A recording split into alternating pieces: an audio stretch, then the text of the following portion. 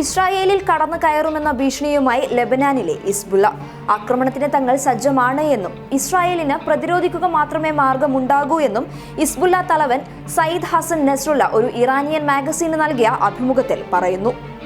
Israel പിടിച്ചടക്കിയ Palestine പ്രദേശത്തേക്ക് പ്രവേശിക്കാൻ ഞങ്ങൾ ചുമതലപ്പെടുത്തിയ സൈന്യം സജ്ജമാണ്. സയനിസ്റ്റ് രാജ്യത്തിനകത്ത് നടക്കുന്ന കാര്യങ്ങൾ കൃത്യമായി അറിയാൻ ഔദ്യോഗികവും അല്ലാത്തതുമായ വഴികൾ ഇപ്പോൾ ഞങ്ങളുടെ കൈവശമുണ്ട്. ഇസ്രായേലിനെതിരെ ഭാവിയിൽ സംഭവിക്കാവുന്ന യുദ്ധത്തിലോ സൈനിക നടപടിയിലോ ഉപകാരപ്പെടുന്ന വിവരങ്ങൾ ഞങ്ങളുടെ കൈവശമുണ്ട്. മുമ്പ് ഞങ്ങൾ പ്രതിരോധത്തിലായിരുന്നു, ഇപ്പോൾ ഇസ്രായേലാണ് പ്രതിരോധത്തിലുള്ളത്. ഞങ്ങൾ ആക്രമണത്തിന് തയ്യാറാണ്. ലെബനാനിലെ ഭരണകക്ഷിയിൽ അംഗമായ ഹിസ്ബുള്ള തലവന്റെ വാക്കുകളാണിത്. ഒരാഴ്ചയ്ക്ക് മുമ്പ് ബെയ്റൂത്തിലെ ഹിസ്ബുള്ള കേന്ദ്രങ്ങൾക്ക് നേരെ ഇസ്രായേൽ വ്യോമാക്രമണം നടത്തിയിരുന്നു. ലെബനാന്റെ വ്യോമപരിധിയിൽ ഇനി പ്രവേശിച്ചാൽ ഇസ്രായേൽ വിമാനങ്ങളെ വെടിവെച്ചിടുമെന്നും ആക്രമണത്തിന് മുതിരുമെന്നും നസ്രുള്ള പറഞ്ഞു. തങ്ങളുടെ വളർച്ചയിൽ ഇറാനുള്ള പങ്കും അദ്ദേഹം കൂട്ടിച്ചേർത്തു.